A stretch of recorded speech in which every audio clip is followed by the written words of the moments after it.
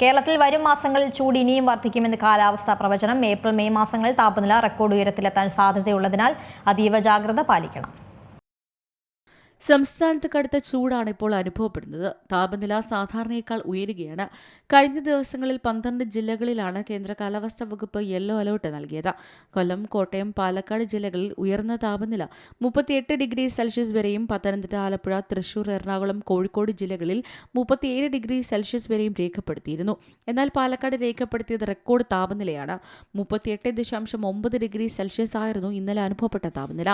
അതേസമയം സംസ്ഥാനത്ത് ചൂടിന് നേരിയ ആശ്വാസമായി ഇന്നലെ വൈകിട്ട് മുതൽ കേരളത്തിൽ ഒറ്റപ്പെട്ട ഇടങ്ങളിൽ മഴയുണ്ട്. ഏപ്രിൽ 1 വരെ വേനൽ മഴയ്ക്കുള്ള സാധ്യതയാണ് പ്രവചിക്കുന്നത്. ഒറ്റപ്പെട്ട ഇടങ്ങളിൽ ഇടിയോടുകൂടിയ മഴയ്ക്ക് സാധ്യതയുണ്ടെന്ന് കേന്ദ്ര കാലാവസ്ഥാ വകുപ്പ് അറിയിക്കുന്നത്. കേരളത്തിൽ ഈ വർഷം ഉഷ്ണതരംഗത്തിന് സാധ്യതയില്ലെന്ന് റിപ്പോർട്ടുണ്ട്. വേനൽ മഴ ലഭിക്കുന്നതോടെ സംസ്ഥാനത്ത് ചൂട് കുറയാൻ സാധ്യതയുണ്ട്. സംസ്ഥാനത്തിന്റെ വിവിധ ഭാഗങ്ങളിൽ ഇടിമിന്നലോടും കാറ്റോടും കൂടിയ മഴയ്ക്ക് സാധ്യതയെന്നാണ് കേന്ദ്ര കാലാവസ്ഥാ വകുപ്പ് അറിയിക്കുന്നത്. ഇതിന്റെ അടിസ്ഥാനത്തിൽ മുഴുവൻ ജില്ലകളിലും ഗ്രീൻ അലേർട്ടാണ്.